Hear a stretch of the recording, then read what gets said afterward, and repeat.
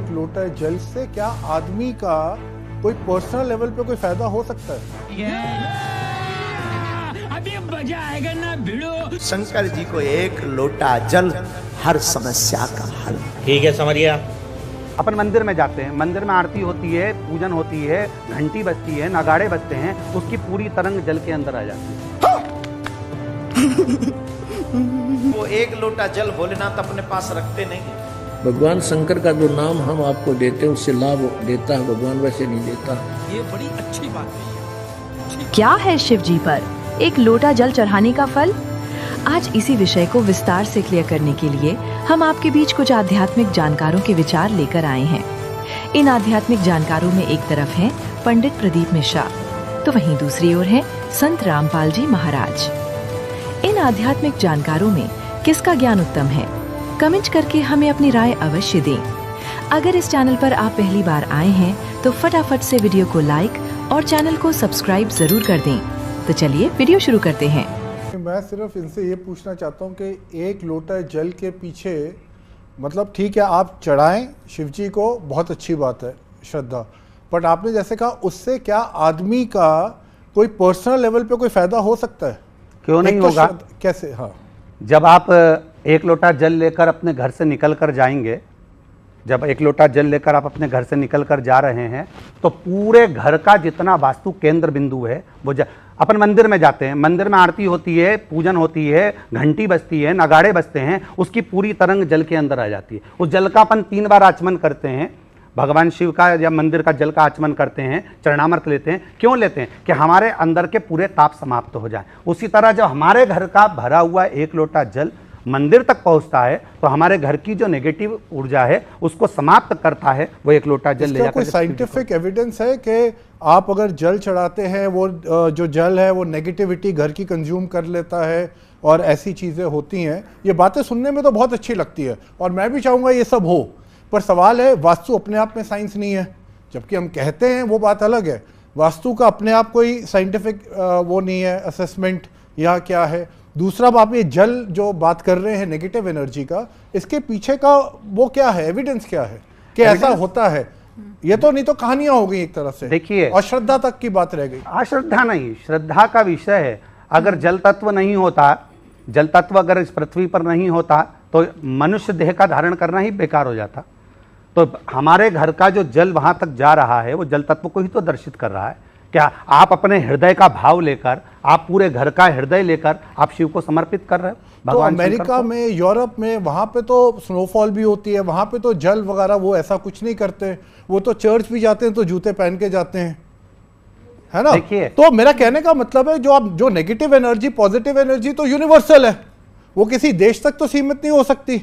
उनका अपना धर्म है, हमारा अपना धर्म है। हमारे फेथ की बात हो गई ना। हमारे धर्म के अनुसार हम जो धारण कर सकते हैं और प्रेरणा दे सकते हैं वह मूल है। तो वो श्रद्धा की बात है, पर जहां तक पानी का, नेगेटिव एनर्जी का, उससे कोई लेना देना नहीं। नहीं, ऐसा नहीं है, नेगेटिव एनर्जी का नहीं लेना है।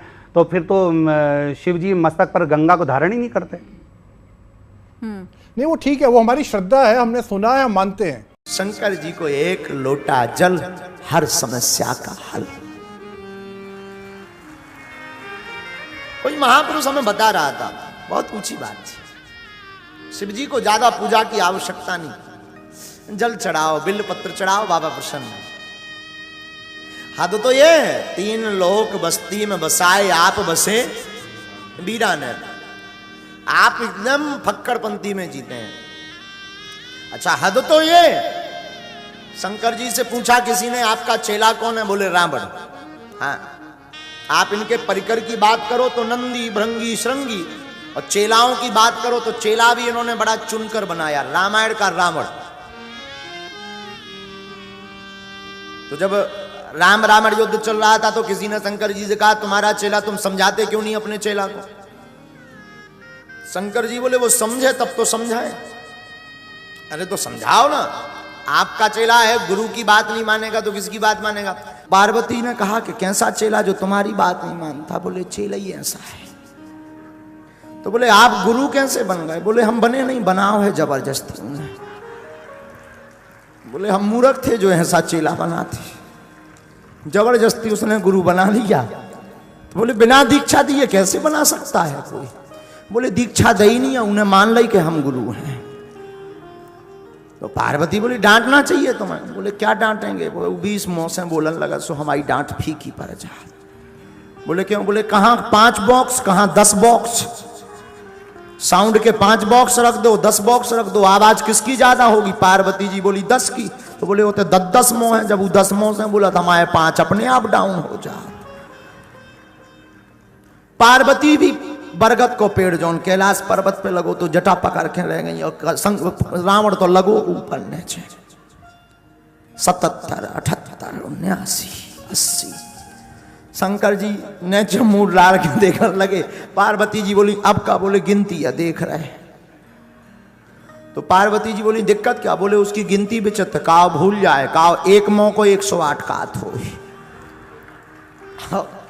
बोले टेंशन ये है कि अगर एक मुंह से 108 कही तो 108 गुणे 10 बराबर 1000 के ऊपर।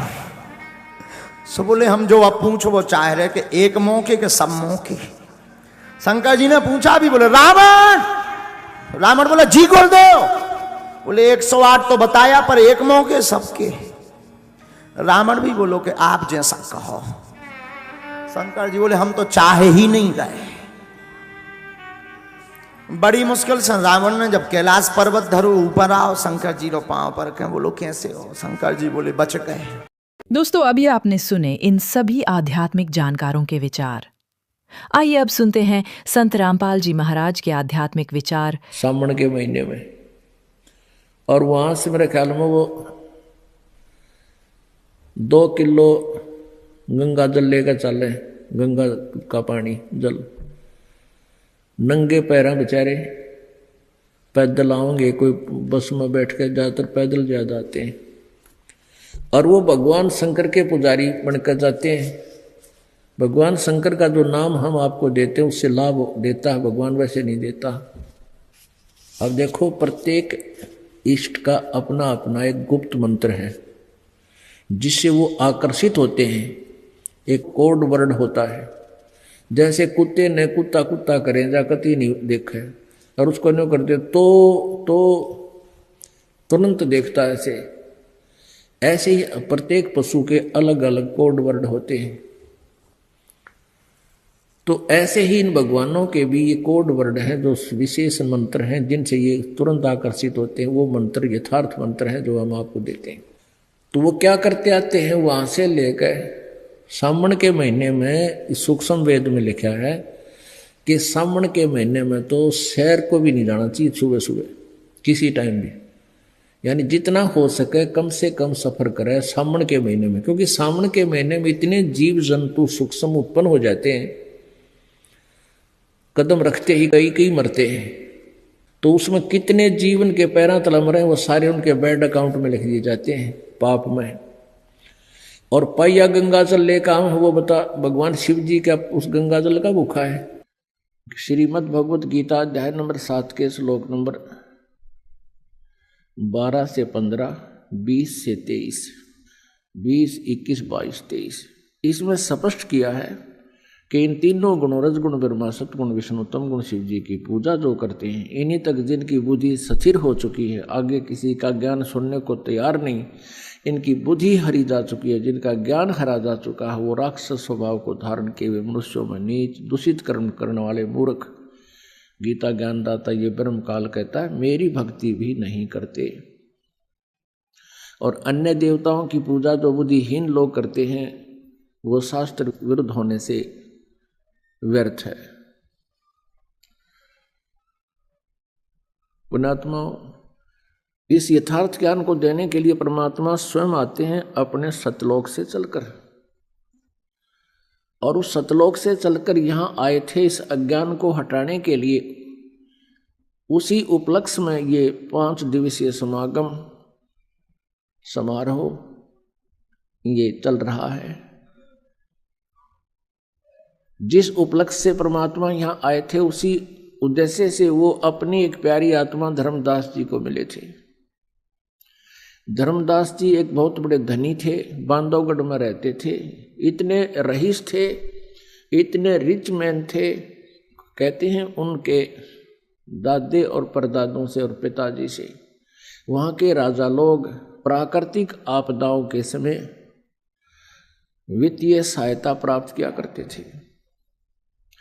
कहने का भाव ये है कि इतना सेठ होकर, इतने पैसे घर पर होते हुए, सर्व सुख होते हुए, जिस पुण्यात्मा में परमात्मा की तड़फ है, उसकी चाह है, तो उसके पूर्व जन्म के पुण्य कर्मों में कोई कमी नहीं होती, उसके संस्कार में कोई कमी नहीं, लेकिन कमी है, कोई त्रुटि है तो तत्व ज्ञान और परम संत की होती है। उसकी पूर्ति के लिए परमात्मा स्वयं आकर के उस प्यारी आत्मा को उस मथुरा के अंदर मिले। जब धर्मदास जी तीर्थ यात्रा पर निकले हुए थे, उस लोक वेद के आधार से परमात्मा धर्मदास जी को बता रहे हैं कि तुम जो ये तीर्थ स्नान करने जाते हो, ये बहुत ही व्यर्थ है, इसका कहीं यूज नहीं है। और इन यात्राओं से आपको पाप ही पाप लगता है, पुण्य कोई मिलता नहीं।